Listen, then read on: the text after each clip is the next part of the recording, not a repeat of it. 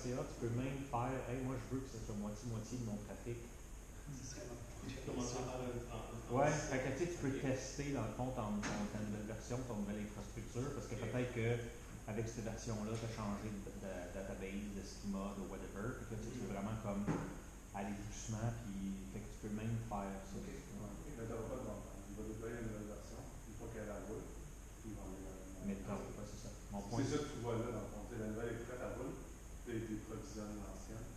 Ça fait que ça, il faut que tu t'assures toujours aussi que tes deux containers sont capables de rouler aussi sa version. Ouais, c'est intéressant. OK. Il y aurait moyen, il y a certains modes, on peut peut-être en parler, parce que je pense que c'est relié à ta question. Ce container apps-là, il est en mode single, fait que il y a toujours juste une version container qui roule en même temps. Mais si on avait choisi multiple revision, on pourrait avoir comme deux versions du code. Puis après ça, avec ça, ce que ça permet de faire, c'est de faire un peu du blue label, c'est blue. Du blue-green, ça va swapper, mais tu peux faire du testing, puis là, tu as une partie du trafic qui se ramasse 25%. Mais tu n'auras pas de date. Tu as plein de façons de faire ton changement, que ce soit instantané ou progressif, mais tu n'auras pas de date. À moins que tu aies vraiment mal fait tes choses. Il y a toujours moyen de faire du crasher. Mais en théorie, tu n'auras pas de date. Il faut vraiment que tu fasses par exprès. Ouais, je pense que si on est avec l'autre, j'ai jamais vu plus que deux, mais on pourrait en avoir plusieurs versions. On pourrait en avoir quatre. Mais typiquement, j'ai jamais vu ça. Normalement, les entreprises gèrent deux versions. Peut-être pour des gros logiciels avec plus de clients. Donc, ça, c'est le déploiement de. En fait, le scaling est intéressant parce que quand tu gères tes ressources pour ton container, tu peux les mettre toutes petites. Mais si c'est juste une petite application bien simple, tout le long de l'année, tu roules avec une petite application bien simple, puis là, peut-être que une fois c'est arrivé dans l'année que ça montait à 2 containers parce que le trafic ou tel queue ou telle métrique que tu as décidé était grosse. Mais au mois de septembre, tantôt tu me disais que c'est l'entrée, c'est la folie furieuse. Ah là, il va scaler jusqu'à 5. Et toi, tu n'auras pas besoin de rien faire, ça va te faire tout seul. Il va juste créer 5 instances du même container pour être capable de répondre aux besoins. Exact. Ça, je vais vous le montrer tantôt, parce que ce que Frank parle, c'est du scaling horizontal. Ça se retrouve dans le replica. Parce que vous voyez, dans Active Revision, en fait, c'est des versions du logiciel avec du code source différent. Puis, tantôt, c'est un petit peu plus loin dans la démo, on va regarder comment le faire scaler horizontal. C'est dans Replica, ça garde tout dans Active Revision, on a toutes les vieilles versions, fait qu'on pourrait. Ça aussi, je pense que c'est vraiment intéressant. Mettons qu'on aimerait réactiver une vieille version, mais ça se fait en cliquant sur un bouton. Je pense que c'est intéressant. Comme dans le Ouais. Puis elle peut être compatible avec ton schéma de base de données aussi. Oui, c'est ça, c'est Dans le jeu, avant de tourner en arrière, c'est plus de match. Et il faudrait donner quelque chose de. Oui, de mieux que juste un poids. Mais bon, c'est rassurant. En tant que développeur, c'est rassurant. C'est quand même beaucoup plus simple que de dire on retourne à la version d'avant de code. Parce que c'est déjà packagé, tu fais juste faire activer. Tu sais, c'était juste du code. Oui, mais la version d'avant du code, tu as un build pour aussi. Je veux dire, techniquement, tu es capable de. J'espère que tu as un commit, tu sais que le commit t'a pris quand tu as fait ton build et tout. Oui, mais au moins, tu captures le résultat final. Puis, tu sais, avant, des fois, il fallait que ton pipeline suive aussi ton code. Il y a plusieurs façons de gérer ça. Là, puis, évidemment, quand on parle de container, on en a parlé de la mais il faut que ton container soit cloud ready.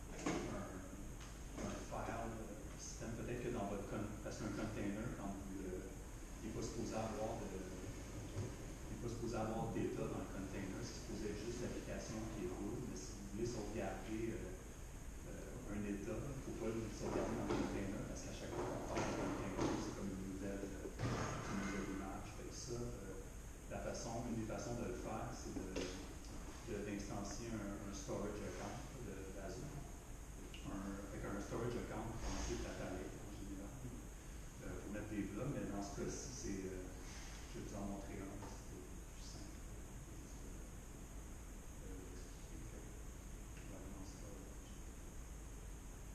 Donc, dans un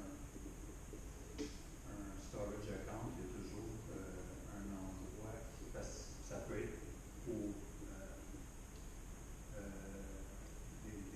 des blogs, des tables, des cubes, et un endroit qui s'appelle les file share. Fait que ça, grosso modo, si vous avez besoin pour un container de sauvegarder un peu d'informations permanentes, la façon de le faire, c'est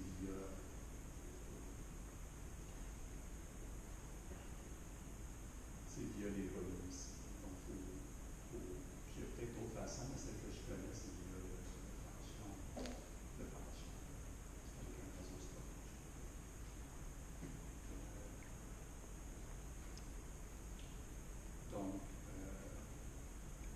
Donc c'est possible de déployer des containers dans n'importe quel langage. On pourrait déployer une base de données aussi. Je vois souvent les développeurs faire ça. Donc, souvent les développeurs ne veulent pas installer un SQL Server sur leur poste de développement. Ils le font dans un container, puis ils roulent carrément la base de données sur un container. Fait que c'est bon, c'est une bonne option localement. Dans Azure, normalement, c'est mieux d'utiliser les services qui sont managés sur Azure. C'est juste pour vous donner un exemple, on peut rouler un peu n'importe quoi dans un container. Puis, je vais vous faire un exemple aussi qu'on peut rouler aussi un modèle. C'est la mode, c'est pas la mode, mais c'est le sujet du jour là, de rouler des modèles. Pas des. Fait que je vais vous faire une démo avec un modèle qui s'appelle Llama.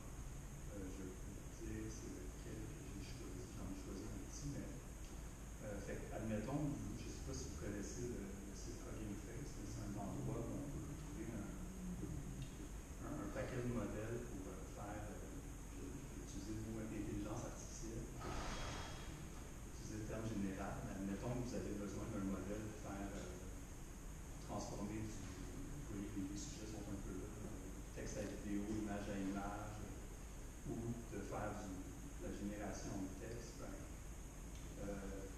on pourrait, fait que c'est possible d'aller chercher, fait que derrière ça, c'est aussi c'est un container registry. Tous ces modèles-là, on peut aller les chercher, les instancier, et les amener dans Containerized. Fait que j'ai bâti un petit exemple pour ça, qui est dans le folder Hugging Face. Fait que vous voyez, c'est vraiment un autre Dockerfile, et cette fois-ci, il part d'une image Python, mais il va chercher de Hugging Face, il est capable d'aller chercher un modèle qui s'appelle, dans ce cas-ci, j'ai pris le Tiny Llama 1.1 million. J'ai pris ce modèle-là, puis je l'ai instancié carrément dans Azure Container Apps, via ce pipeline, le pipeline ici, qui fait vraiment, c'est carrément la même chose que l'autre pipeline. Il va builder l'image, la mettre dans le container registry, puis après ça, il va utiliser le AZCLI, puis il met à jour le container. Ce pipeline-là est un peu plus long à rouler. On va le rouler ensemble. Je vais faire un changement aussi pour que ça puisse générer, comme vous avez vu dans Container Apps, ça peut générer une nouvelle version. Je vais faire un petit changement ici, insignifiant. Fait que ce modèle-là, pour aller un peu plus d'application, fait que j'ai instancié à l'intérieur du container, il va avoir carrément ce modèle-là, puis je lui pose des questions